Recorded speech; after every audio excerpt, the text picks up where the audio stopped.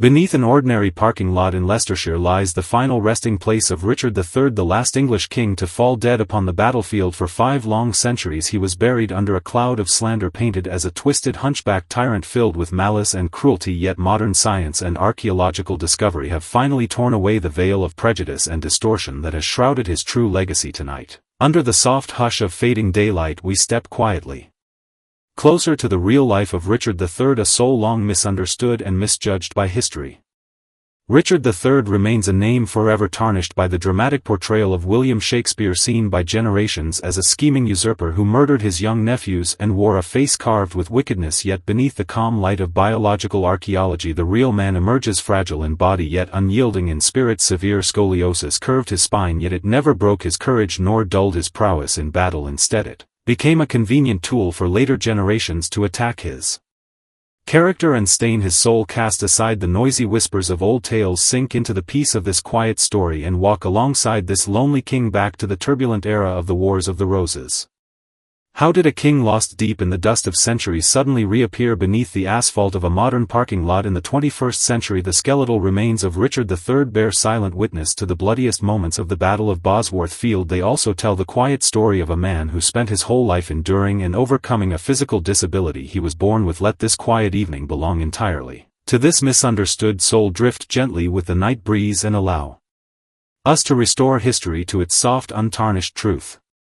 Picture a quiet afternoon in rural England as you stroll across a public parking lot in Leicestershire. Underneath the grey asphalt and faded parking lines, barely less than a metre beneath your feet, lies the body of a king who once ruled the entire realm. He was laid to rest without an ornate coffin, without precious burial treasures, without even decent robes to cover his skin. His hands appear bound tightly in death, his spine curved into a heartbreaking stoop. This is how Richard III was rediscovered after 500 years of silent slumber. Tonight, let the soft glow of flickering firelight wrap around you and follow this gentle, unhurried tale into the hidden truth of his life. Was he truly the hunchbacked villain depicted in Shakespeare's plays, a ruthless usurper who betrayed his family and murdered innocent children, or was he a noble last hero deliberately smeared and demonized by the rising Tudor dynasty? Every answer lies etched into his scarred skeletal remains, waiting patiently for time to brush away the dust and reveal the truth.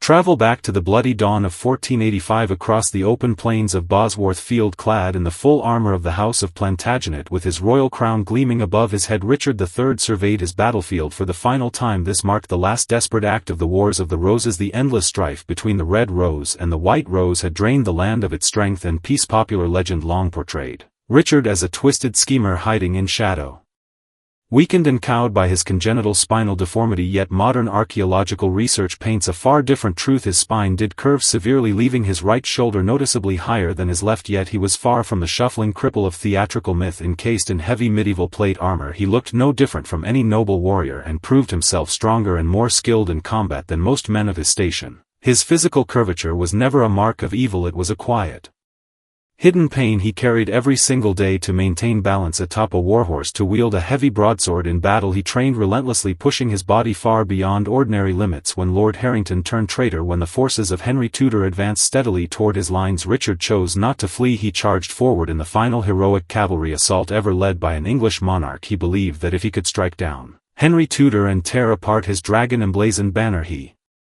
might end decades of civil war in one decisive blow. It was his final gamble against fate, the last proud stand of a king who refused to surrender without a fight.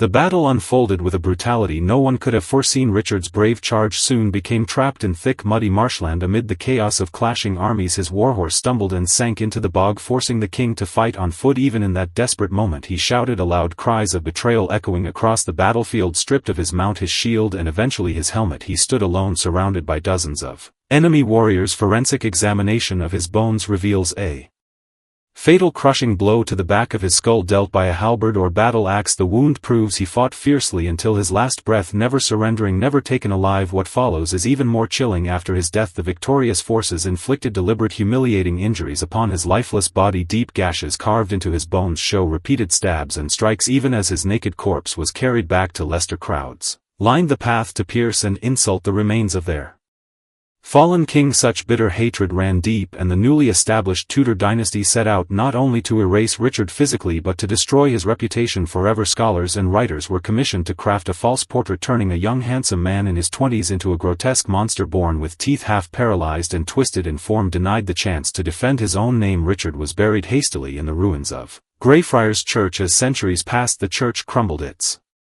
tombstones shattered, and the sacred ground above his forgotten grave slowly transformed into an ordinary, overlooked parking lot.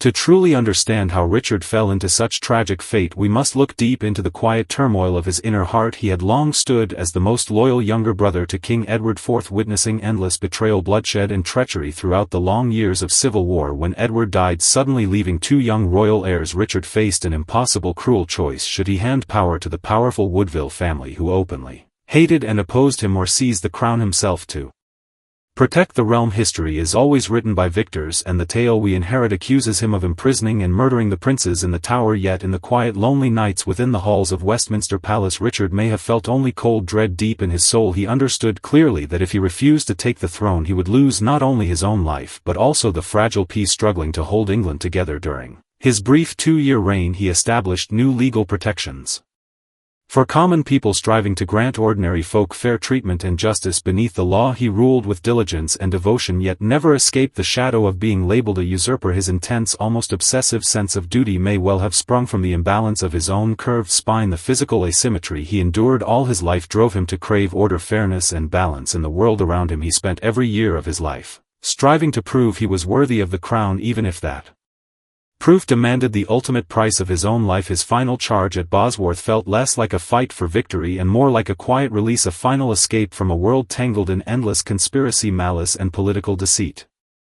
No one truly believed the search for Richard campaign launched excavation work at the Leicester parking lot in 2012. After 500 years, most relics fade into nothing, swallowed by time and earth. Yet when archaeologists uncovered a skeleton marked by severe spinal scoliosis, the entire world fell silent. DNA testing confirmed beyond doubt that the remains belonged to Richard III. His rediscovery felt like a silent accusation echoing across centuries. Facial reconstruction revealed a young man with quiet melancholy and unyielding resolve in his eyes, nothing like the cunning, sinister figure of legend. Bone analysis shows traces of rich, nourishing food, confirming his royal lifestyle alongside permanent marks of lifelong physical strain and hardship. Most importantly, biological archaeology unveiled the genuine Richard, hidden behind myth and slander. He was a resilient survivor, an ordinary man struggling bravely against physical limitation and the raging storms of political conflict. The Tudor regime sought to discredit his rule by mocking and distorting his physical form, yet that very imperfect skeleton became irrefutable proof of his innocence. 5 centuries later, when his remains were reinterred with full honor at Leicester Cathedral, thousands of people filled the streets. They came no longer to gaze upon a legendary villain but to pay humble respect to a soul finally granted long overdue justice. The ceremony held no sound of war, only quiet, solemn reverence, as if comforting a king who had lain wronged and forgotten in cold darkness for far too long. The night has now settled into perfect stillness. The story of Richard III is like a broken mirror, carefully pieced back together again. In its reflection we witness the cruelty of unbridled power and the absurd unfairness of recorded history. The king discovered beneath a simple parking lot is no longer the raging tyrant of Shakespeare's stage, crying that he would trade his entire kingdom for a horse. He was simply a mortal man, torn between pain and duty, a warrior who fell with honor amid battle. Each of us carries our own unseen burdens, our own hidden scars. Much like Richard's curved spine marks life leaves upon us, weights we must carry through every quiet day. Richard's life reminds us that even when the world misjudges you, spreads false tales and casts you into shadow, your true self will always shine with calm, quiet light. Once the dust finally settles tonight, may you lay down all pretense and heavy worry. Just like this ancient soul, return to peaceful rest, find your own inner calm and unbroken tranquility. The firelight softens the edge of night, dreams draw near. Richard III rests at last, and you too may slip gently into peaceful sleep. Good night.